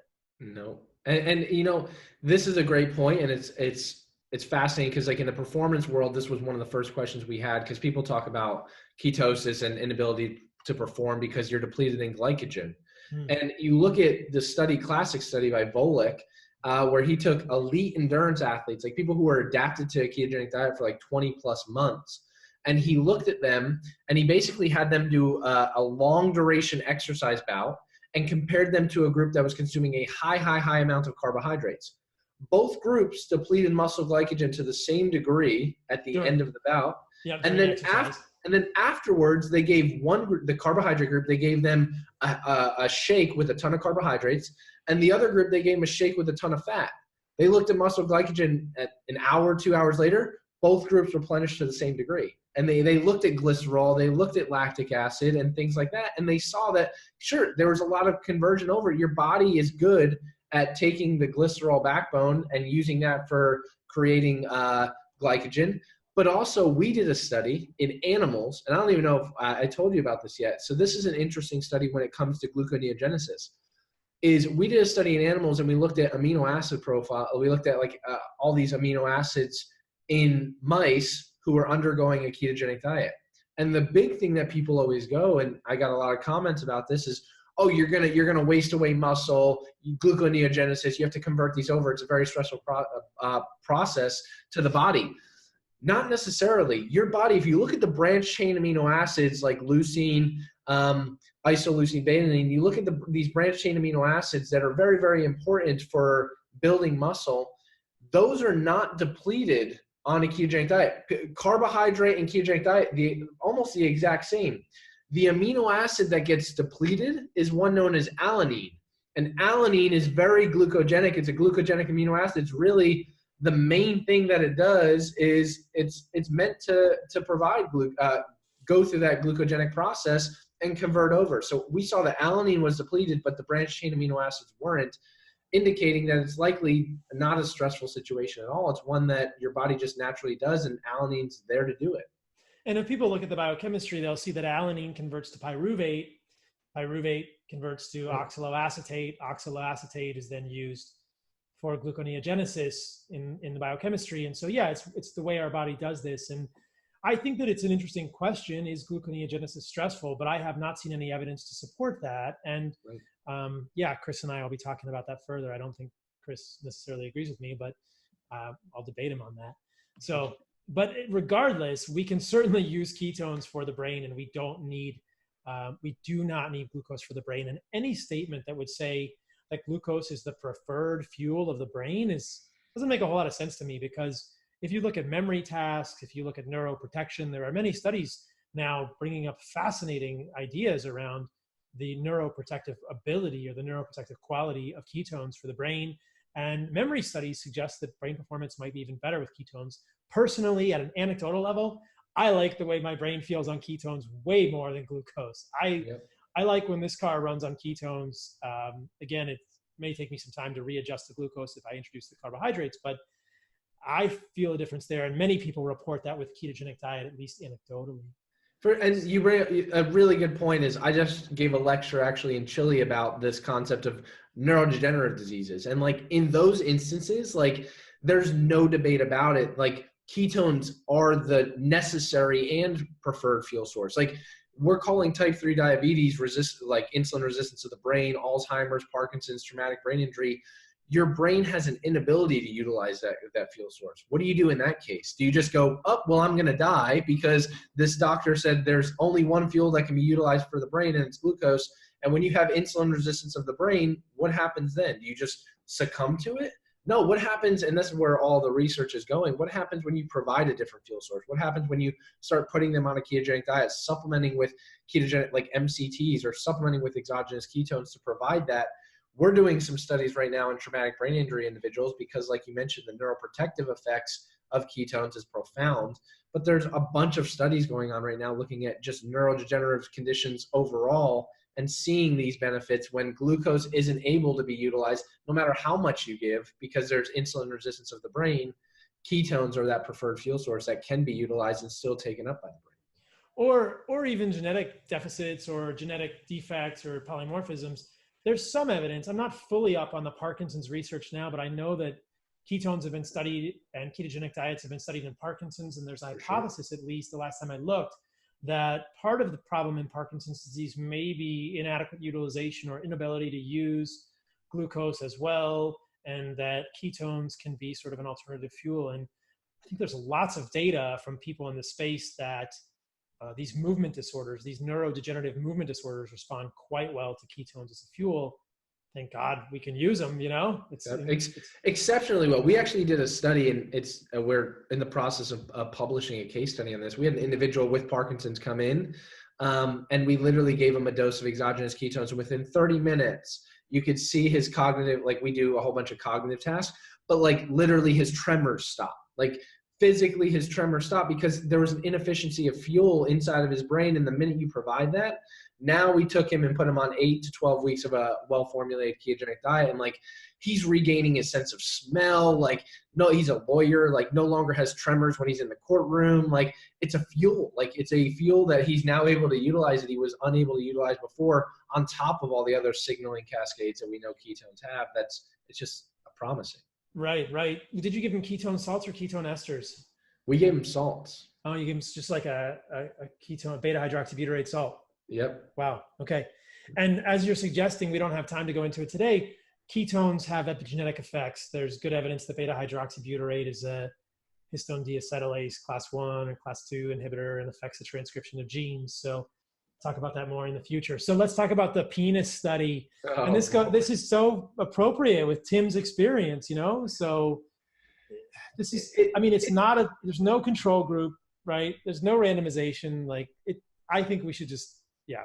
There's just nothing to it. And it's people, I use this when people are like, oh, you're missing the point of the game changers. They were just trying to show that people can perform at a high level. And I said, that's an inaccurate statement, because if all they wanted to do was to show that people can perform at a high level, then they would have kept it at that.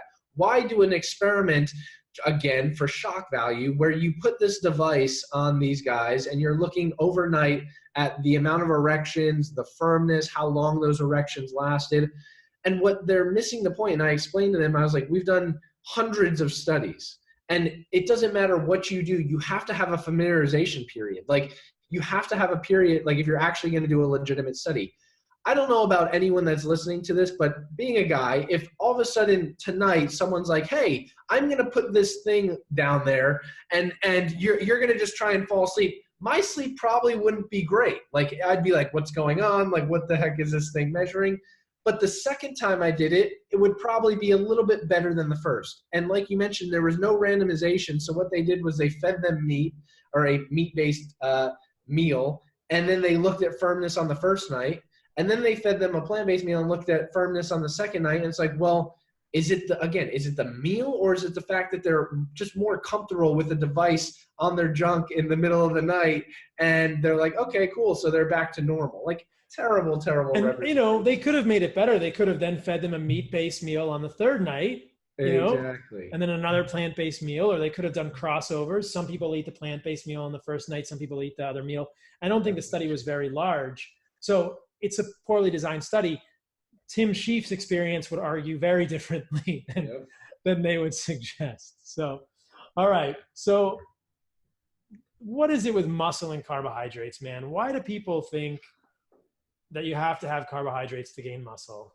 I mean, this is, I'm baffled that this is still even a discussion, because this is what we set out to study in literally 2010 when we first started studying ketogenic diets. And everyone's so obsessed with this insulin response. Like in classic textbooks, if you're going back to like when we were in elementary school or high school, you're always taught like, hey, you need insulin in order to stimulate muscle growth. Without it, and they're confirmed, like people recommendations like, oh, you need 400 grams of carbohydrates per day. I remember that, like, right. I was one of those people who every 2 hours I was having oatmeal and whey protein because that's what I thought I needed to grow. Like I did that all throughout high school and college. But the fact of the matter is you don't. Your body is very good, like we mentioned before, at making the amount of carbohydrates that you need. You can stimulate muscle growth in other ways. We've done studies looking at, there's plenty of studies now with ketogenic diets showing you can gain muscle, the same amount of muscle as people who are not on a ketogenic diet. We took people, we resistance trained them for 10 weeks. We had them adapt for 2 weeks and then do 8 weeks of hard resistance training, and found that they were able to gain just as much muscle as a group that was eating carbohydrates. And the thing that we did in this study that most studies do not do is we match for protein intake. Because people are always arguing, oh, well, a ketogenic diet was able to gain just as much muscle because they ate more protein. We said, screw that. We're going to match for protein. And we did, and we saw the same thing. They were able to gain just as much muscle, but they lost significantly more fat. And we paired that. In the ketogenic group. In the ketogenic group, yeah. In the ketogenic group, they lost more fat. We paired that with an animal study that we did with collaborators at Auburn University. And we basically looked at molecular markers. And we found that, like, if you look at ketones, like, versus a no ketone versus a group that had higher ketone levels, ketones actually stimulated or triggered muscle protein synthesis. So kind of like leucine is a trigger for muscle protein synthesis, ketones are actually anabolic as well. They seem to trigger muscle protein synthesis when they're present in a high degree, which is likely part of what's driving this anabolic response of how you're able to gain muscle, even though you have a quote unquote lack of carbohydrates. It's such an interesting question. You know, I've got a lot of friends who are big in the bodybuilding community, the Bell brothers. And I always wonder, you know, I'm a moderately muscular guy. I'm certainly not, you know, as muscular as Mark Bell or Stan Efferding. I'm going to have Stan on the podcast here soon, so maybe we'll talk about it as well. But it's interesting. It seems like, I mean, I've never had problem maintaining muscle mass on a ketogenic diet. That's not true. And I certainly, in the past, I did not find that I lost muscle when I went from a carbohydrate-based diet or a sort of an organic paleo diet to a ketogenic diet. So it makes sense to me, but I think that their assertion that you need carbohydrates or that carbohydrates gain more this just has not been just totally shown yet. I don't think this is very clear. It's not. And the other thing that they did was they cited our study. So we did a study back in 2011 where we basically took rice protein versus whey protein. We resistance trained people for 8 weeks. We literally compared the two, and we found that they were both able to gain the same amount of muscle. Mm-hmm. Well, and people are like, look, you can gain the same amount of muscle. We gave 48 grams of rice protein and 48 grams of whey protein. The point wasn't to look at, is rice comparable to whey? It was to look at, if you look at super doses, like you're looking at doses that are way beyond 2 grams of leucine. If you're above that threshold, does it make a difference? And what we found was, no, it doesn't seem to make a difference. As long as you're hitting that 2 to 3 grams of leucine, you're likely fine. And you needed 48 grams of rice protein to get there, whereas you really only need about 25 grams of whey protein to get there. So it wasn't like they completely just cited the study and didn't provide that context. Our goal wasn't to say rice is equal as whey. Right. It's to show that when you go above that threshold, there doesn't seem to be any added benefit. Yeah. And so I think that the jury's still out on this, and we need to, I mean, maybe it's not. Maybe it's very clear that people can gain as much muscle as they want. I have a good friend, Tommy Wood, and I think that, he's a pretty big guy, and he was telling me that sometimes it's hard for him, at least on a carnivore diet, to eat enough, to get enough calories. But people always ask this question. They say, can I gain weight on a carnivore diet? And, 90% of people, 85% of people want to lose weight, but 15% of people want to gain weight. And I think that the trick with gaining weight, as far as I can tell, is getting enough protein, getting a surplus of protein, getting enough leucine, which is easy on a carnivore diet, and then getting enough calories. And I think the problem for a lot of people on a carnivore diet is it's hard to get enough calories unless you eat fat.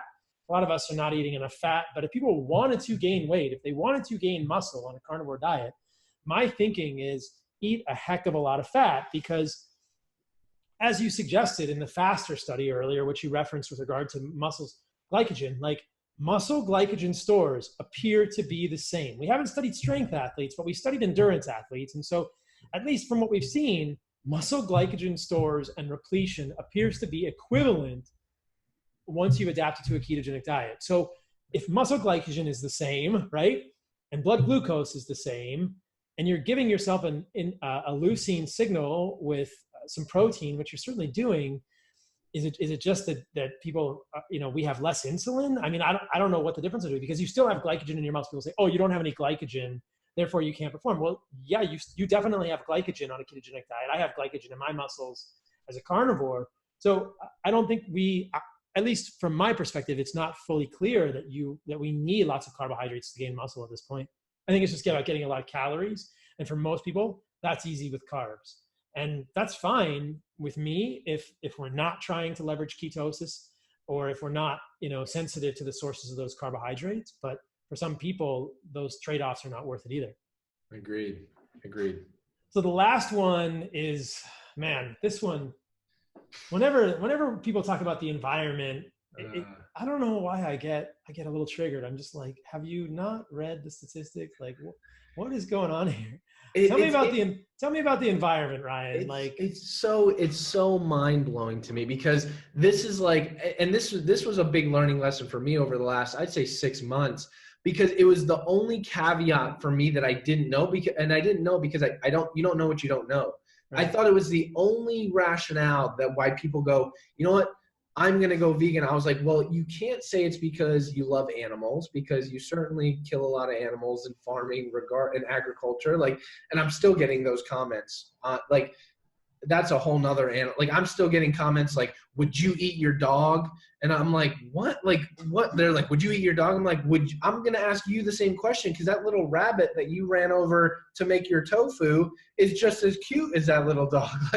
You can't make that argument. It's a crazy argument. So it wasn't that one. It certainly wasn't that vegans is more anabolic for you than eating animal-based protein. So I was like, this is the only route that would make sense if someone was like, you know what, it's better for the environment. And then the more you dig into it, you're like, it's just not true. It's just not an accurate statement. And it's sad, because when you look into this and you do a traditional Google search, you get what they're feeding you. If you do a Google search, the first page is really all vegan-based websites that are like, look at this, look at the methane, look at all these, look at the water utilization that's being used. And it's selected data from what they're trying to do, misrepresented. And when you look at the big picture, you've done a great job breaking this down before, and looking at cool, let's look at actually the amount of methane, or let's look at exactly the amount of water that it takes to make beef. It's a vastly different picture than they paint. It's so frustrating. It's so frustrating. I mean, if people are interested in this, they can listen to the podcast I did with Peter Ballerstedt, a forage agronomist, an environmental scientist. Basically, and there's a couple of great graphics from Diana Rogers, Sustainable Dish on Instagram. When you look at the EPA data, so this is just the freaking Environmental Protection Agency data from 2016, 2014, what we see with regard to greenhouse gas emissions is the cattle contribute about 1.8% to the total US greenhouse gas emissions per year, 1.8%. And okay, well, what makes up the majority of it? Well, transportation, electricity generation, industry, commercial, residential. These are the vast majority. Those are more than 90% of greenhouse gas emissions are from those sources. And nobody's talking about that. Look, what people are doing with regard to the environment is great when they're calling attention to the environmental change that's happening now. I do think that humans are having an impact on the environment. This is a big deal. But when the secondary statement is that the best thing we can do is not eat animals, I a part of my heart breaks, and I'm thinking that's just factually incorrect. If you want to cause ecosystems collapse and you want to become malnourished, you can stop eating animals. If we eliminated all animal agriculture from the United States, it would reduce greenhouse gas emissions by something like 0.39%. 0.39%. Like, that is nothing. That is nothing. And that is not even feasible. I mean, what we know is that if we monocrop, a lot of the land that cattle are on is not even suitable for farming. If we did monocrop plant-based agriculture on the land that cattle are on that we could do it, we would further erode topsoils, we would further degrade the quality of the soil, and we would accelerate our decline as a human species. We would also have significantly decreased ability to create healthy food for humans, and that would further deplete our ability to function normally and come up with solutions. So, and the burden on society, like the burden on healthcare, like think about that. Like, people don't take that into account. Yeah, it's pretty darn crazy. And then, the greatest irony I see here is when guys like Bill Gates are saying that meat is the problem, and you're thinking, you know what? Like, look, we're on a computer now. Like, I use a car. I contribute to this. But, Bill Gates, Microsoft, like industry, like technology, transportation, this is the biggest contributor to greenhouse gas emissions. Like, electricity generation, this is what we're doing as humans. Like, for Bill Gates to point the finger at beef is just dripping with irony. And then for Lewis Hamilton, the F1 driver, to fly around in a private plane and say that beef is contributing to, you're just thinking, do you have any idea how much greenhouse gas is produced when you fly across country in a plane? Like, that's astronomical, and so that's incredible irony to me. It really is. And I talked about this when I talked about like the Impossible Burger. You look at and I was like, cool, like the goal of this is a common staple. It's everywhere now. And people are talking about like, oh, look we're helping the environment. And I'm like, if you knew where those ingredients, because there's a laundry list of them in the Beyond Burger and Impossible Burger, where a lot of that like mung bean protein comes from and some of these other protein sources that they're using, I can almost promise you with 99% certainty, they're not being grown here in the US. Those are being flown over from overseas because it's a heck of a lot cheaper to make mung bean protein in some of these other areas than it is in the US. One transcontinental flight from there to here is more greenhouse gas emissions than someone would eat in meat if they were to eat at Fogo de Chao every day for the next 365 days of the year. Like, it's absurd, and it's sad because it's so misrepresented. Totally misrepresented. And this doesn't even get into the fact that the methane from cows is part of a carbon cycle, which has been cycling for millions and millions of years. And in some ways it's different because we can have carbon that's in our atmosphere, and there's different greenhouse gases, right? There's like nitrogen and carbon and methane and carbon dioxide. But, cows emit methane, and humans emit methane too when you fart. I mean, we're all doing it. It's CH4. And so people will say, oh, methane is the worst greenhouse gas because of the way it affects the ozone layer. Fine. But, animals on the earth do contribute to greenhouse gases, whether it's chickens or pigs or cows or whatever. But that methane goes into the environment and becomes carbon dioxide over the course of about 10 years. It becomes oxidized. So we're just tracking the carbon, right? So the cows burp, you get methane going up, you get a carbon atom in a CH4 methane molecule. 10 years later in the atmosphere, it's carbon dioxide.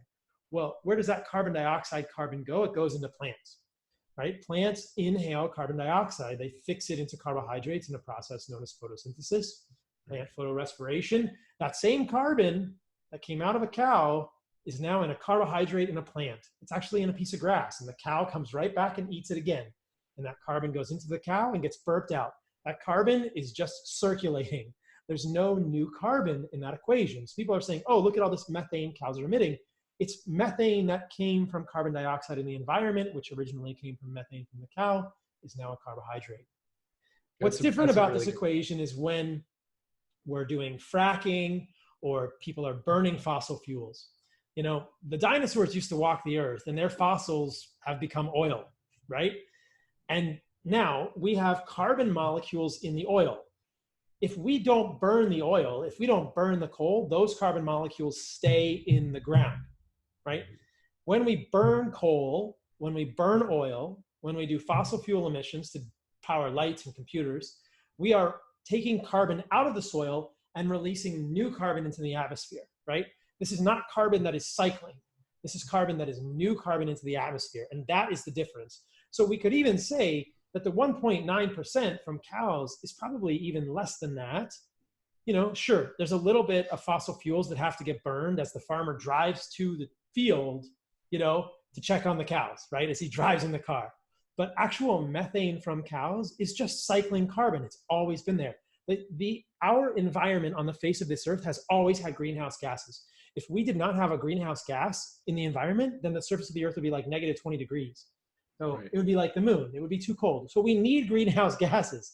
It's just that because of all of our man-made things, we're putting a few more greenhouse gases in the environment. We're not trying to get rid of all greenhouse gases. We need a greenhouse so that I can be in San Diego and you can be in Tampa in shorts today, or so that the people in Minnesota or New York are not, you know, are not freezing because it's minus 20 in New York or minus 50 in the winter, right? Right.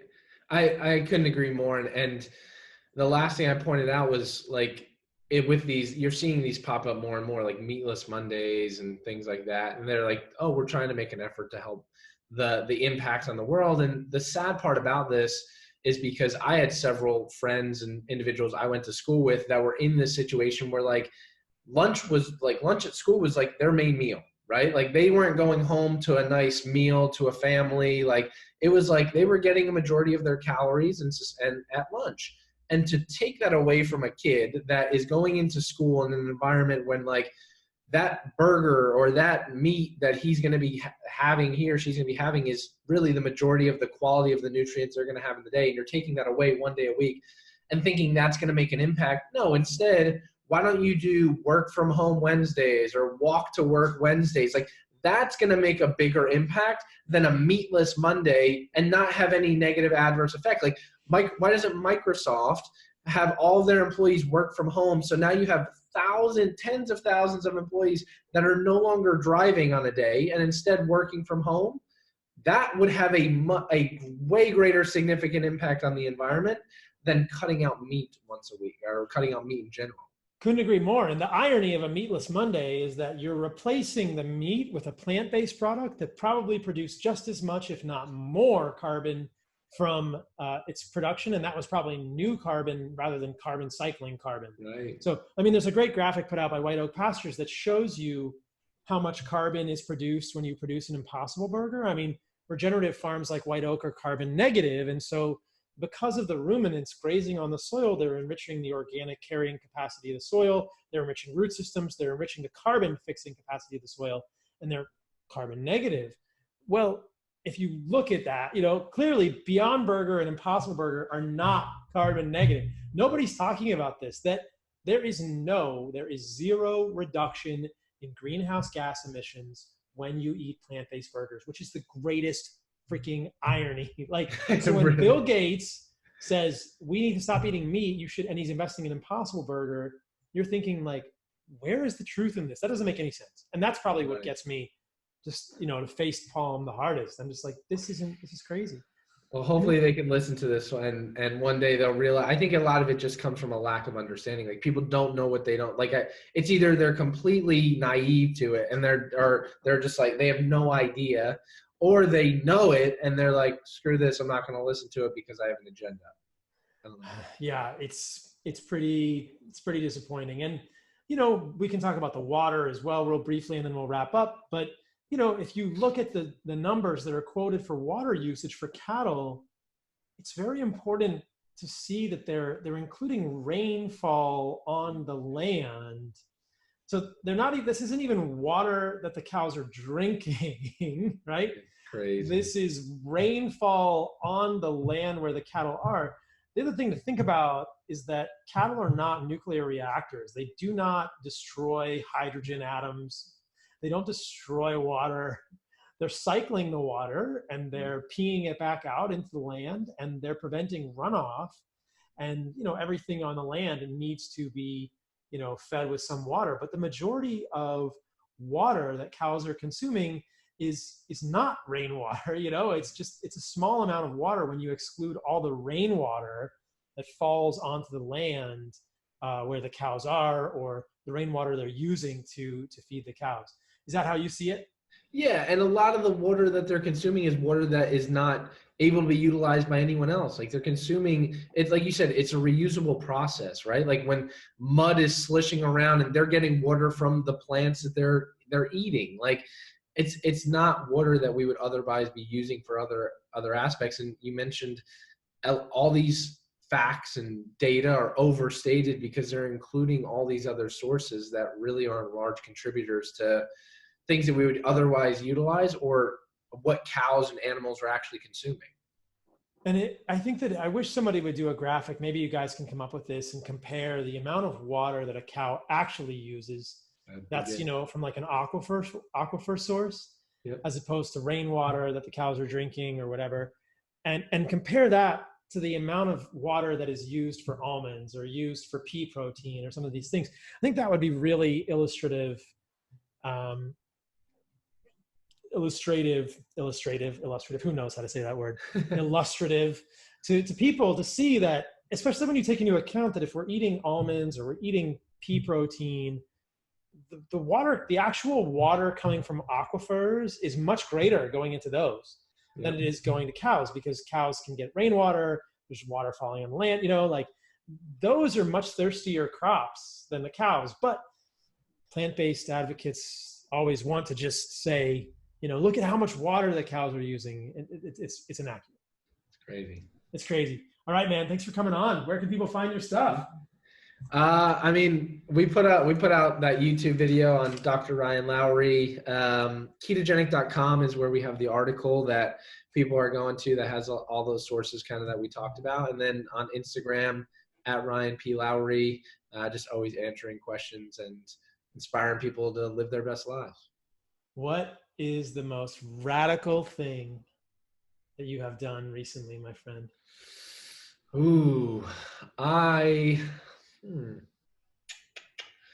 been traveling a lot, but probably, over the last couple months, the most radical thing I've done is gotten stem cells, which is a whole nother animal. That was probably that was an interesting experiment to go through, and it's been an intriguing process to watch it, but they've worked great, and I felt better with them. Cool. Wow. And we'll talk about it on part 2. Yeah, exactly, man. That's a little teaser for next time. All right. Thanks for coming on, my friend. Thanks, brother. Appreciate you.